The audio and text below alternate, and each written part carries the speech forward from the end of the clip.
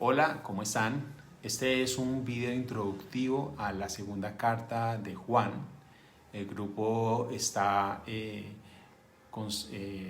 construido por Natalia Sepúlveda, Jessica Viviana López y quien les habla es Jefferson Feliciano.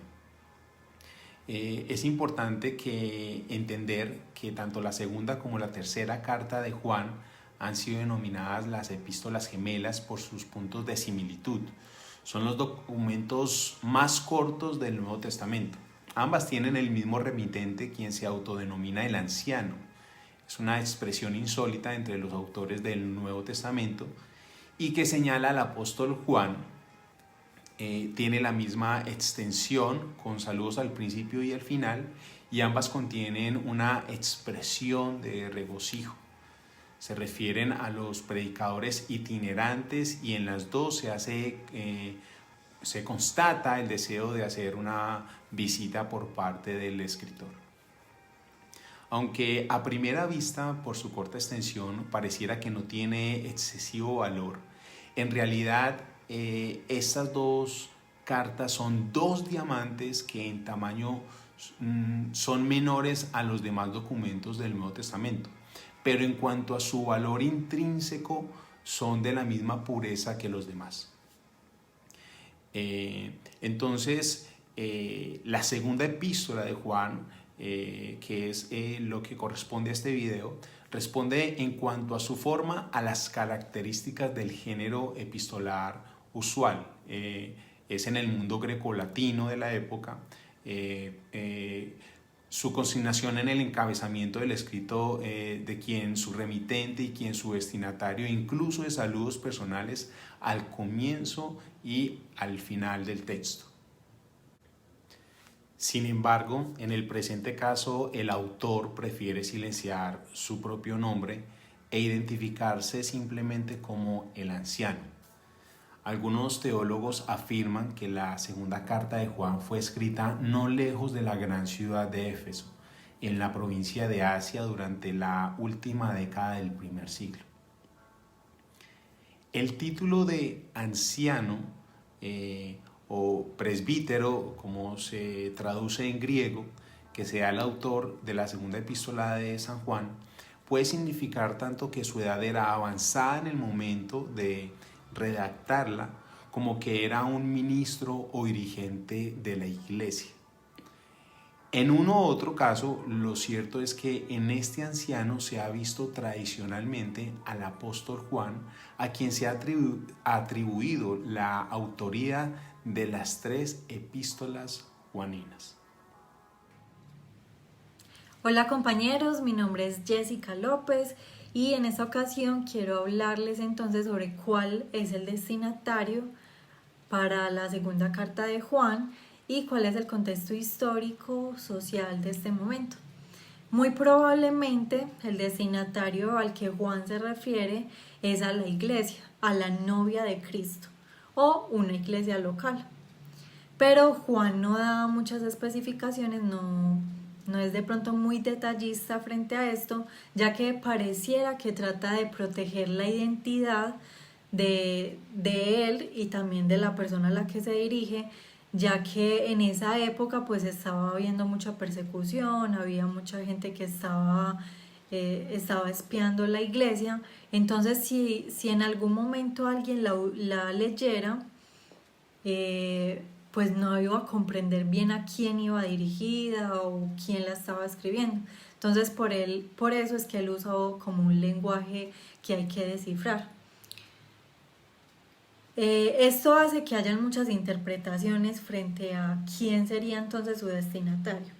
Algunos dicen que fue dirigido a Kiria, que era una electa dama, es decir, que Kiria, que significaba en otro idioma señora, y eclecte, electa, entonces quería decir que iba dirigido a una señora cristiana que era elegida por Dios y que era elegida antes de la fundación del mundo. Pero ya todos los estudiosos, historiadores, los que han profundizado, han compaginado o han llegado al acuerdo de que al parecer es la primera interpretación, es decir, que va dirigida hacia la iglesia. Por lo general Juan usaba cartas porque estas llegaban de manera mucho más rápida, porque eran más privadas y porque podían ser muy sencillas. Entonces por eso las usaba. Es muy interesante saber que la carta va dirigida a una mujer. Recordemos que el pecado inicia primero una mujer. Eva es engañada por Satanás. Y entonces acá podemos ver cómo los falsos maestros atraen a las mujeres para enseñarles falsas doctrinas. Bueno, en cuanto a la situación histórica, la segunda carta de Juan entonces nos habla del problema tratado en la primera carta de Juan acerca de los sesionistas y las herejías que se venían presentando en la iglesia. El concepto que estaban teniendo en ese momento de Jesús era totalmente erróneo. Y lo que hacían era que trataban de acomodar el paganismo para adoptarlo entonces a la sociedad.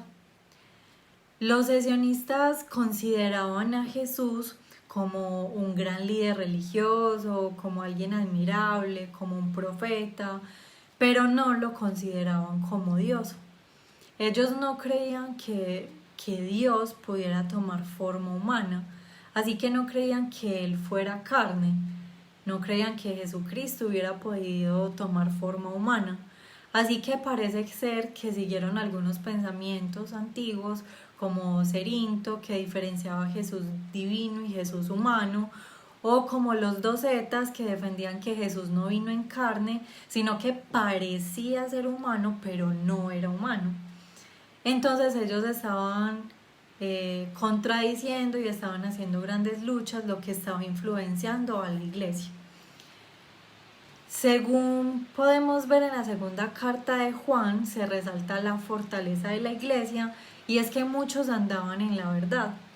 Y mencionan también que al parecer su debilidad es que dentro de ellos se estaba infiltrando esos falsos maestros. Buenos días, les voy a hablar acerca de 3 aspectos de la segunda carta del apóstol Juan. Ellos son el objetivo de la carta, la estructura de la carta y algunas palabras destacadas desde el griego. Para iniciar entonces vamos a tener muy presente que el objetivo de la carta lo vamos a encontrar según el contexto en el cual es escrita la carta. La segunda epístola de San Juan se escribe en un momento crucial que estaba viviendo la sociedad. Recordemos entonces que para este tiempo apareció el gnosticismo y acompañado del gnosticismo estaba el docetismo, que negaban totalmente la corporalidad del Señor Jesús. Ellos no concebían la idea de que el Señor Jesús hubiese venido en carne. Por esto, el apóstol Juan, exactamente en el versículo 7, les escribe las siguientes palabras que me permito leer a favor de ustedes. Porque muchos engañadores han salido por el mundo que no confiesan que Jesucristo ha venido en carne. Quien esto hace es el engañador y el anticristo. Entonces vemos aquí que el apóstol Juan está contrarrestando o está dando su punto de vista referente a la situación que se estaba viviendo en ese momento en la sociedad. Él le dice a los creyentes, a los cristianos, les advierte que existen personas, existen corrientes religiosas que están pregonando un Cristo que no vino en carne, sino que vino solo en espíritu. También es importante que tengamos presente el versículo 9, donde nos dice: cualquiera que se extravía y no permanece en la doctrina de Cristo no tiene a Dios. El que persevera en la doctrina de Cristo, este sí tiene al Padre y al Hijo. ¿Qué sigue concluyendo o qué sigue afirmando el apóstol Juan? Que la doctrina que nosotros tenemos, la doctrina que nos fue enseñada, la doctrina en la cual estamos cimentados, tiene al Padre, tiene al Hijo, y para nosotros ser de Dios tenemos que estar en esta doctrina. Entonces, objetivo principal de esta segunda carta de Juan es contrarrestar los falsos pensamientos o las falsas creencias, las herejías que se estaban dando en ese momento. Como siguiente punto de la carta maneja una estructura. ¿Cuál es la estructura de la carta? Segunda epístola de San Juan es el libro más pequeño que tiene la Biblia. Recordemos que solo tiene un capítulo que consta de 13 versículos. Se pueden dividir de la siguiente manera. Del versículo 1 al versículo 3 está la satulación, es decir, el saludo que el apóstol Juan realiza.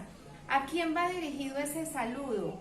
Va dirigido a la señora elegida y a sus hijos. Y el escribiente, que recordemos entonces, como ya lo dije, que es el apóstol Juan, se hace llamar a sí mismo el anciano.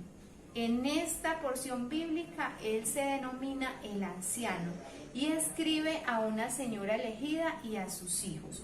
Después, del versículo 4 al versículo 11, encontramos que nos insta, nos motiva, nos llama a permanecer en la verdad, a permanecer en la doctrina. Y también en estos versículos nos dice que si alguien viene a hablarnos herejías o una falsa doctrina, no recibamos a esas personas, que esas personas no pueden ser bienvenidas. Y ya del versículo 12 al versículo 13 hace una despedida, y es una despedida muy emotiva, muy cariñosa, muy fraternal, porque él dice que pudiera escribir muchas cosas en la carta, pero que él espera ir a verles pronto. Entonces está ese afecto fraterno que él demuestra.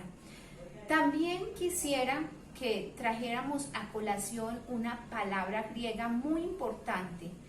Como hemos visto en la carta, va dirigida a una señora elegida. Buscando desde el griego, la palabra curia hace referencia a una señora o a una dama. Es entonces allí donde hay algunas posturas que nos dicen que cuando allí se hace referencia a una dama, entonces es la señora elegida. También quisiera que trajéramos a colación una palabra griega muy importante. Como hemos visto en la carta, va dirigida a una señora elegida. Buscando desde el griego, la palabra curia hace referencia a una señora o a una dama. Es entonces allí donde hay algunas posturas que nos dicen que cuando allí se hace referencia a una dama, entonces es la señora elegida. Pero también existen otras posturas que dicen que esta señora elegida puede ser una iglesia que era hospitalaria, una iglesia, recordemos que se estaba presentando también ya la persecución, y podría entonces el apóstol estar hablando de una iglesia que hospedaba a creyentes. Esto lo debemos de tener presente. Existen estas dos posturas, ya sea a una dama como mujer o a una anciana como iglesia. Bueno, esta carta de Juan en su contenido es muy rica, como lo decía al principio del video, en verdades muy profundas, sobre todo porque Juan es el apóstol del amor, es el apóstol amado, conocido en el Nuevo Testamento como el amado, como el más allegado, el más cercano, el que sintió, se recostó sobre el pecho del maestro. Entonces es evidente que Juan percibió ese amor de Jesús y lo quiso transmitir a toda la iglesia cristiana en el Mediterráneo. Y eso es muy importante porque Juan tiene esa característica de hablar como hijitos míos, y de hablar siempre en amor.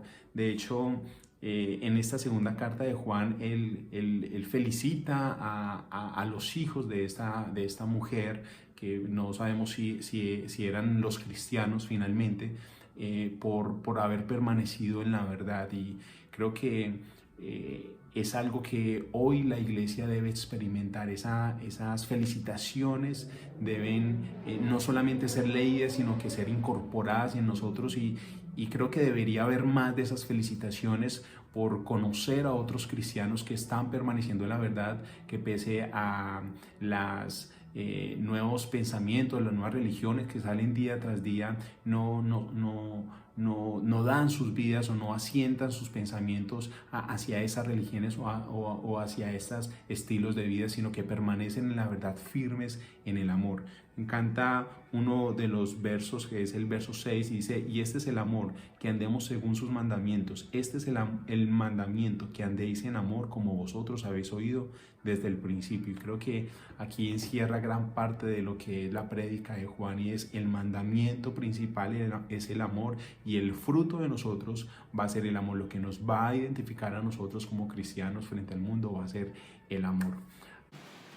Bueno, como cristianos nosotros somos tentados, somos probados, y creo que entonces acá, según la segunda carta de Juan, podemos ver que la iglesia está siendo probada en 3 dimensiones. 1, en el amor; 2, en guardar los mandamientos; y 3, en conocer la doctrina. Las herejías son muy complejas, minan la fe de los nuevos creyentes. Por eso es que nosotros debemos fortalecernos todos los días, primero teniendo una relación personal con Él y teniendo conocimiento de la doctrina, pero además de eso nosotros tenemos la misión y tenemos el deber de discipular muy bien a las personas que se están añadiendo a la fe y al reino de Dios, para que también ellos puedan fortalecerse y puedan defender muy bien su fe.